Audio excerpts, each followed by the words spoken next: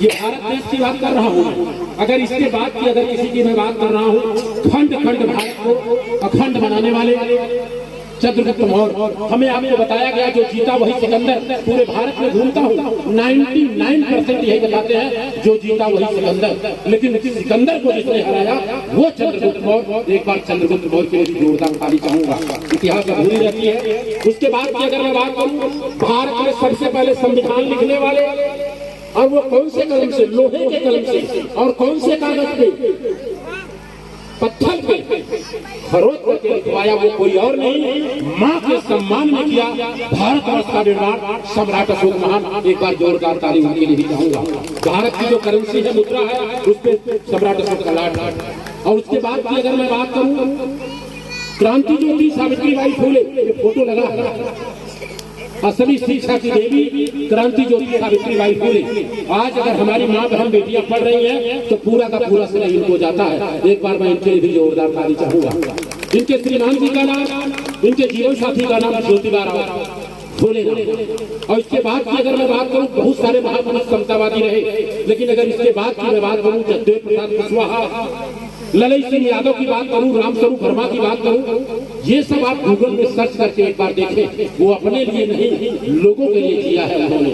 उनके नाम के आगे और पीछे आप स्वर्ग ही नहीं पाएंगे, मैं दावे के साथ बोलता हूँ। और ऐसा काम करे कि स्वर्ग नरक जाना ही नहीं पड़ेगा आपको। चंद्रशेखर आजाद की बात करूं, भगत सिंह की बात करूं, भगत सिंह के आगे पीछे भी स्वर्ग ही नहीं लगा है, दावे के साथ बोलता हूँ, कोई लगा भी नहीं सकता। और अगर इसके बाद की अगर मैं बात करूं, विश्व के 10 विद्वानों में से पहला स्थान रखने वाली डॉक्टर भीमराव अम्बेडकर के लिए भी एक बार जोरदार मैं ताली चाहूंगा। विश्व रत्न की मैं बात कर रहा हूँ। अगर उनकी मैं बात करूं, थोड़ा सा उनके बारे में जानने का मौका मिला, 32 डिग्रियां हैं उनके पास, और करीबन 8 से 9 भाषाओं का ज्ञान, और भारत के संविधान के निर्माता। और अगर इस तरह से करी कहूँ तो ज्यादा अच्छा होगा, अतिशयोक्ति नहीं होगी। नारी मुक्तिदाता रहे, महिलाओं के लिए सब कुछ दिया है, लेकिन महिलाओं को पता नहीं। अगर एक लड़की और एक लड़का है तो पिताजी माताजी के न रहने के बाद पिताजी के प्रॉपर्टी में डिवाइड 2 हो जाए। ये बाबा साहब डॉक्टर भीमराव अम्बेडकर ने दिया। एक बार मैं चाहूंगा उनके लिए योगदान होनी चाहिए। तो जैसा कि मैंने बताया, आप माननीय जवाहरलाल जी हैं, सूरत की धरती से हैं। जिस बच्ची की शादी हो रही है उनके पिताजी सूरत में ही रहते हैं, और मौर्य समाज के आप प्रमुख हैं माननीय जवाहरलाल जी।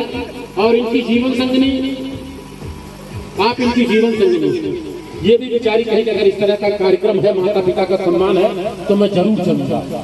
और हमारे भोला जी हैं, दरअसल ये तो बड़े इतिहासकार हैं, बहुत कम बोलते हैं, लेकिन जब बोलते हैं तो इतिहास के पन्ने को खोलते हैं। एक बार इनके लिए भी जोरदार ताली चाहूंगा।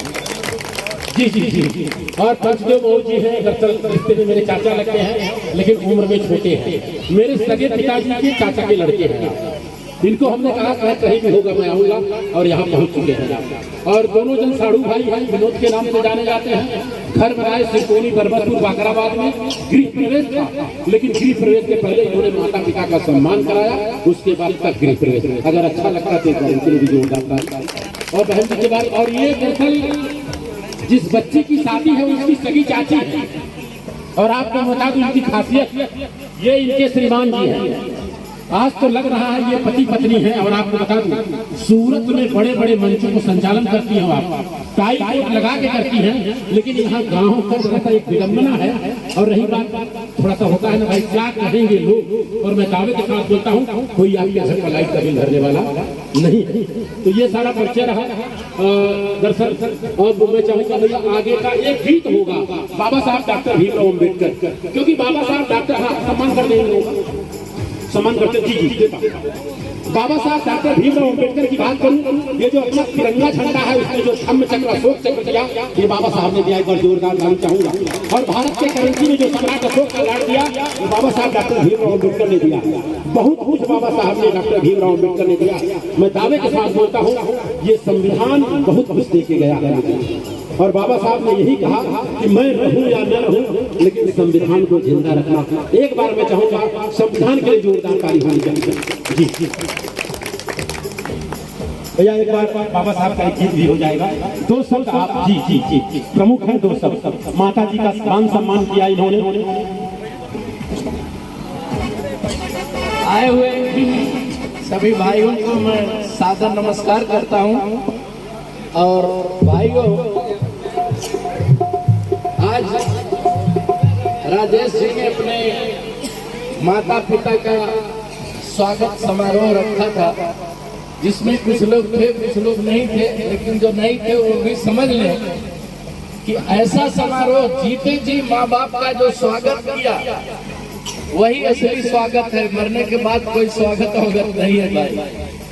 हम एक जगह कंपनी में बैठे थे, वहाँ उन लोगों ने कहा कि भाई सम्राट अशोक को आप लोग मानते हो, सम्राट अशोक ने अहिंसा का पालन करना शुरू कर दिया और देश गुलाम हो गया। हमने बोला इसमें से इसमें डाल दो। आप लोगों को शर्म नहीं लगती? सम्राट अशोक के बाद 8 राजाओं ने राज किया है, 8 राजाओं ने, और उन्होंने बोला भी था कि मैं तलवार इसलिए रखा हूँ, तलवार इसलिए रखा हूँ जहाँ प्रेम का आचरण हो रहा है, लेकिन जहाँ द्वेष का, जहाँ युद्ध का आचरण होगा वहाँ के लिए तलवार मैंने नहीं रखा। तो इस पर एक जरा उनके लिए एक हमने सोचा, तो एक लिखा गया भाई, ये सच है इरादे हमारे विध्वंसक नहीं, ये सच है इरादे हमारे विध्वंसक नहीं है, अकारण युद्ध के हम भी प्रशंसक नहीं है, अकारण युद्ध के हम भी प्रशंसक नहीं है, अहिंसा के पुजारी हैं हम, लेकिन सुन लो दुनिया वालों, अहिंसक हैं हम लेकिन नपुंसक नहीं है, अहिंसक हैं हम। सम्राट अशोक ने कहा था अहिंसक हैं हम लेकिन तलवार रख दिए हैं, अहिंसक हैं हम लेकिन नपुंसक नहीं है। आज भी ऐसे लोगों के लिए जब जरूरत पड़ेगी तो तलवार हाथ में आ जाएगी। तो अहिंसक हैं हम लेकिन नपुंसक नहीं है। धन्यवाद। एक बार मैं चाहूंगा हमारे और आपके बीच में माननीय विनय उपाध्याय जी है, मैं चाहूंगा मंच पर आए एक बार। जी एक बार जोरदार तालियों से सम्मान। जी जी अच्छा, आप आगे आप भी आ जाए सर, विचारधारा दरअसल। जी जी जी जी एक बार सम्मान करें भैया का। जी जी जी जबरदस्त एक बार सम्मान करना है इनका, क्योंकि इसी बगल में जी जी जी इसी बगल की धरती से आजमगढ़ यही बगल में होगा, इसी धरती से केदारनाथ पांडे, बाद में उनका नाम हुआ राहुल शास्त्री। एक बार मैं उनके लिए भी जोरदार ताली चाहूंगा। बहुत बड़ा काम उन्होंने किया, मानवता के लिए काम किया, और मानवता मानव का वही होता है। एक मानव अगर मानव के साथ मानवता का व्यवहार करता है तो वो मानव है। एक बार जोरदार ताली। भैया आपको मंच पर आना होगा भैया, क्योंकि मुझे पता है अभी आपके घर में दरअसल थोड़ी सी दिक्कत हो गई थी, लेकिन आप आए मंच पर। भैया एक दरअसल इनको जी एक लौलिया है बीकर सम्मान करेंगे। जी देखिए, राजेश जी ने माता पिता का सम्मान किया, लेकिन वस्त्रदान दे के दिया है। बस आप लोगों से बड़े विनम्रता के साथ कहता हूँ यही कि भाई देखिए, मरने के बाद 1 कफन 2 कफन बहुत होता है, लेकिन यहाँ की विडम्बना खास करके उत्तर प्रदेश और बिहार की, मरने के बाद 1000 2000 3000 कफन जो जाता है कफन लेके जाता है, लेकिन जीते जी एक रूमाल नहीं देता है। यथासंभव हो सके तो कोई कार्यक्रम में 10 रुपए का रूमाल दे, लेकिन जीते जी। अगर मेरी बात अच्छी लगती है तो एक बार हाथ खड़ा करके समर्थन दीजिए। बहुत बहुत धन्यवाद भैया। वस्त्रदान दीजिए, एक वस्त्रदान, और इसके बाद एक फूल माला से सम्मान। जी जी सारे लोग आप इन लोगों को फूल माला दीजिए, सब लोग फूल माला से देंगे। जी जी भैया दीजिए ना, राजेश भैया इन लोगों को भी दीजिए। अरे भाई सवाल नहीं उठता, दरअसल ये लोग न होती तो शायद हम लोग न होते। सही बात है। और आप बताओ, एक माँ जब अपने बच्चे को जन्म देती है ना, तो माँ का दूसरा जन्म होना लोग बताते हैं, हकीकत सच्चाई है। क्योंकि मैं विज्ञान को मानता हूँ, संविधान को मानता हूँ। दर्द मापने का कोई अभी पैमाना नहीं निकला है, लेकिन एक सिस्टम है।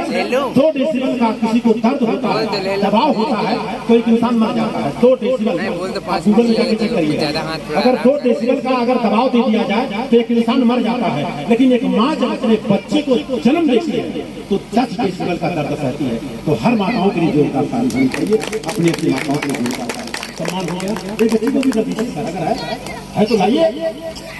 आज के बच्चे कल के भविष्य है, दोनों को कर दीजिएगा। नहीं कोई बात नहीं, दीजिए, एक दीजिए, एक दीजिए। चलिए छोटी छोटी जी। दरअसल हम लोग दरअसल जा रहे हैं, जाना तो नहीं चाहिए और जाने वाले को कोई रोक भी नहीं सकता, लेकिन जहां आप लोग सोच रहे हो वहां नहीं जा रहे हैं, फिर आए। तो मैं चाहता हूँ सारे लोग अपनी जगह पे खड़े हो जाएंगे। राकेश भैया, ये सब भारत के संविधान का उद्देश्य होगा। उसके बाद बाबा साहब डॉक्टर भीमराव अम्बेडकर के लिए, उसके बाद बैजनाथ, आप लोग अपनी जगह पे खड़े हो जाएंगे। क्यों खड़ा करा रहा हूँ कि भारत के संविधान का जो प्राण है, मैं पूरे भारत में घूम रहा हूँ, 1% लोगों को छोड़ के किसी को मालूम नहीं। तो भारत के संविधान का उद्देश्य का प्रस्तावना प्रियम्बल में पढ़ने जा रहा हूँ, सारे लोग पढ़ेंगे जी। अपना हाथ इस तरह से कर ले, ऐसे कर ले, एक शपथ है और ये भारत के संविधान का प्राण है जी। मैं कहूंगा आपको दोहराना है जी। हम भारत के लोग, हम भारत के लोग भारत को एक संपूर्ण प्रभुत्व संपन्न समाजवादी